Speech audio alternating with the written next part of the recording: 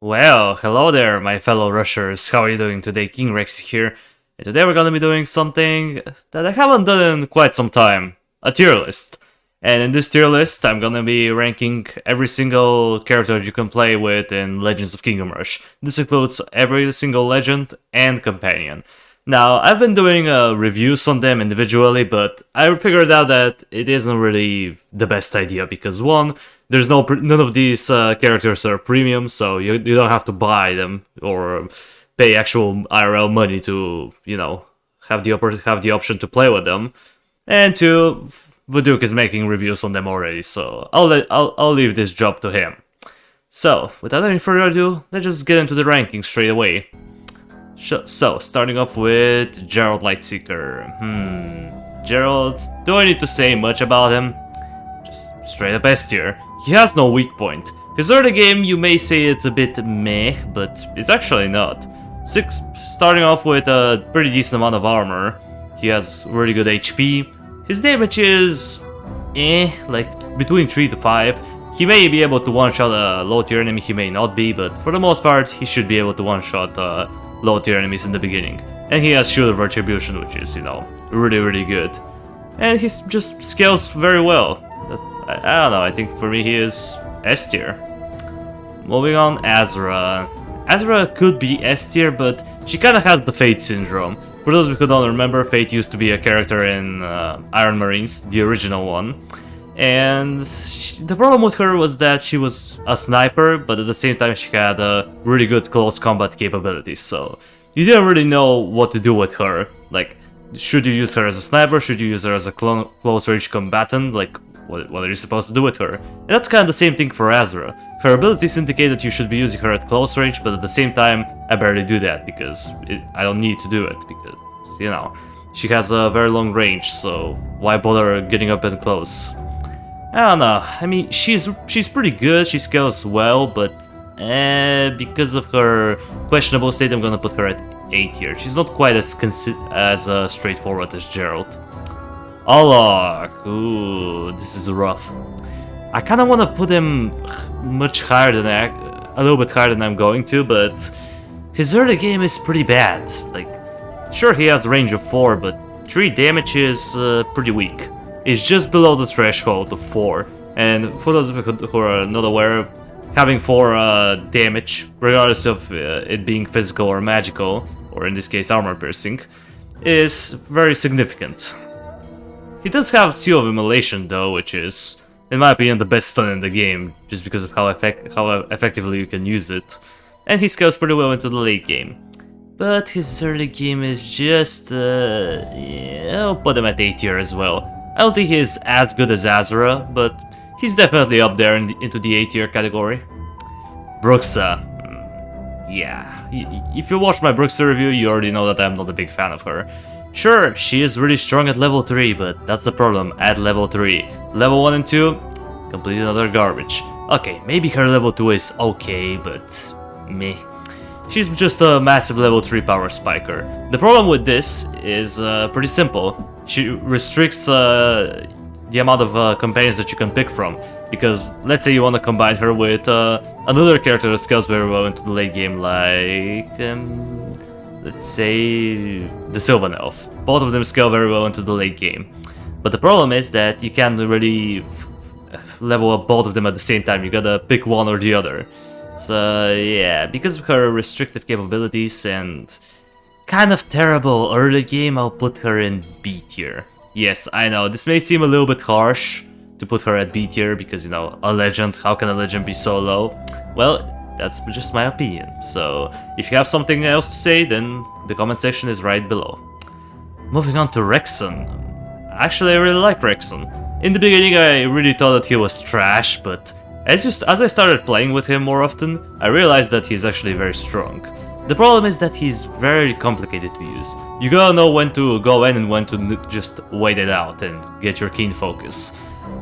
I really want to put him at S tier because once you get him up to level 3, he is a killing machine. He's kinda like Bruxa, but a little bit better, at least for me. But there are a couple of problems. The first one is that he is very reliant on his keen focus most of the time to get killing blows. And the other problem is one of his passives. I think it was called Eldritch Fury. Basically, if he takes reduced magic damage, and if he takes magic damage, he gets a bunch of epic effects on his abilities. But the problem is that the magic damage is not that common. Sure, in Extra Dimensional Menace this passive shines, but everywhere else, not really. So because of that, I can't put him any higher than A tier. I'm not sure if he's better than Alok, I just can't make up my mind. For now, he will be below Alok, but who knows, maybe we'll change him up later on. Bravebark. Do I need to say anything more? You know what? Above Gerald. Gerald, you go lower. Obviously. I mean, it's Bravebark. What more do you need to say? Very high health. Not a lot of armor, but he doesn't need it because he regenerates whenever he gets below a certain amount of HP. He has good damage. Like, there's just not much to say other than he's OP. Use him. Ranger, another really good character. Honestly, he's kind of like Gerald. He doesn't have a weak point, but the thing is that he is also ranged, meaning that he can just snipe out his enemies from afar without having to worry about anything. He has really good. He has solid level 1. His level 2 is pretty good, and his level 3 is just phenomenal with that ricochet arrow. I can't tell you how many times his ricochet arrow saved my ass. Definitely S tier. Sorry, Gerald. I know we're bumping you down quite a bit, but the Ranger is just much superior. Moving on to Arcane Wizard. The Arcane Wizard is iffy. It's like he's good, but at the same time, he does take a while to scale. Like at level 2 he is pretty good. At level 3 he gets a range increase and a movement speed upgrade, so he does scale relatively well, but his squishiness is really problematic. Like you can't let this guy take damage at all. So unless you're you have to be really good at the game in order to use him properly. Otherwise he's just gonna end up dying on you constantly. So yeah, he does take quite a while to learn how to use. So I'll put him at high B tier. Probably he is into the A tier, maybe even S tier to some people, but for me, I'll put him at B tier, just because of how risky it is to use him. The Knight. Ooh, the Knight. Now this is a little bit difficult to rank. Mostly because I kind of want to just bump her up into the S tier right away because of her efficiency. But she has really good durability, pretty decent health, and she can give armor to everyone else once you get her up to level 2. Her level 3 is meh, but for the most part she is pretty strong. Her only downfall really is she doesn't really do all that much damage, but she's not meant to. She's meant to just absorb all the damage while your other units are just wreaking havoc everywhere else. And I think she does her job pretty well. Into the A tier you go. Bombardier. Ugh, disgusting. Right into the D tier. I'm sorry, but the Bombardier sucks. That's what it is. She has one job, to deal with low tier enemies, to just nuke them. And she doesn't do that until level 3. And even at level 3, stuff like saplings can survive her basic attacks, which is just pathetic. I think if she had better range and slightly higher damage, she would have been better, but as it is right now, she's just the worst of the worst. Someone has to be at the bottom of the barrel, and unfortunately, she is the person who is going to have the honor to be there. Anyway, moving on, Barbarian. Ugh, Barbarian. He's kind of like the Arcane Wizard in a way. He's really strong, but also very risky to use. Sure, his damage is very high, he can attack multiple enemies, and he also has a pretty solid amount of health. The problem is his Berserker state. He can trigger it every once in a while if an enemy hits him, or he can just use an ability that gives him the Berserker state right away. The problem is that once you enter this state, you can't let the Barbarian chill. He has to be attacking constantly all the time. And this can be pretty difficult to do, because he has no armor, so if his HP is too low and you can't afford to put him into fighting, you're probably not gonna be okay. But on the other hand, if you manage to keep him in combat for like a couple of turns, you can use Berserker Ritual and heal him back up, so he does have a little bit of a, you know, I don't know, it just, Normally I would put him at B tier, but to be honest, I think he is right into the A tier. He's pretty decent. Sure, he is difficult to use in the way of you have to keep him in combat for a certain amount of time before you can use your Berserker ritual. Unless you're using a Brutal Cleave, which... Well, no, it wasn't called Brutal Cleave. What was it called? Brutal Strike, you know. The other ability besides Berserker Ritual. It's alright, but why would you use it when you have Berserker Ritual? Like, why? Dark Knight. Well, you have a lot of memes have been made for you, but unfortunately, memes don't count here. And yeah, the Dark Knight is a C tier. His damage is kind of low. Sure, his Armor of Thorns is pretty fun, especially if you combine him with the Sorceress, but the problem is that he doesn't really do anything else. He just tanks physical damage, and that's it. An Unblinded Exalted can one-shot him if he is at level 1. And that's pathetic for someone who is meant to be a tank. Someone who is supposed to be absorbing damage from left and right. Yeah, sorry Dark Knight, I love you, but C tier is your home. Or Cleaver. Oh, or Cleaver. You already know, baby. S tier. Parry stance is way too OP, please nerf. That's all I have to say about this guy. Nerf parry stance, otherwise this guy can be literally better than some of the legends. Witch Doctor. Witch Doctor is actually a little bit difficult to rate, because he's not really that good on his own. His damage is pretty low, and he doesn't really have a lot of ways to get out of sticky situations. But he does provide with a lot of healing, and that's very good if you have a frontliner. It doesn't matter who it is; it can be anybody as long as he has a good amount of health, and he can just keep your health back up. And if he's not attacking, you can heal your frontliner every like 2 turns instead of 4, I believe. Whatever the cooldown of his healing was. It's really good. I like him. The only problem is that he is a bit situational to use, so sometimes he's good, sometimes he's bad. It really depends. But still, if you combine him with the right units, he can definitely be very good. I'll put him at B tier. Sasquatch. Ugh. Normally I will put him straight into the D tier right alongside the Bombardier.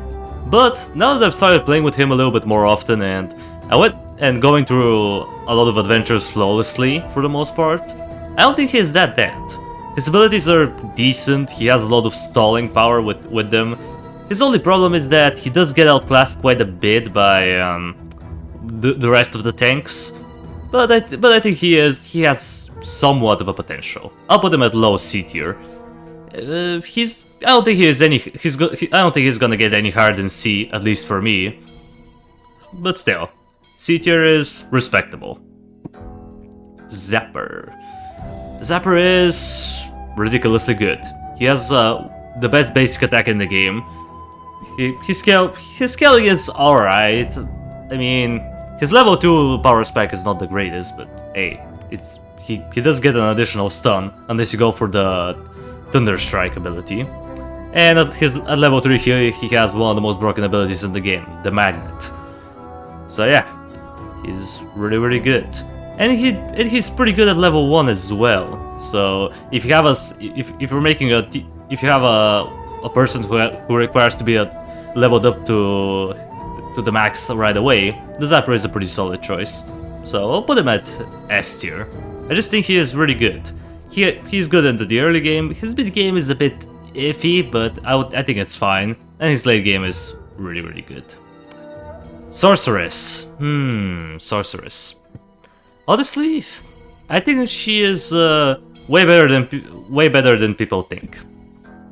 Sure, most of you are probably hating on the Sorceress right now, and you're probably gonna hate me for this, but I'll put her right into the middle of C tier, because she does have quite a bit of synergies.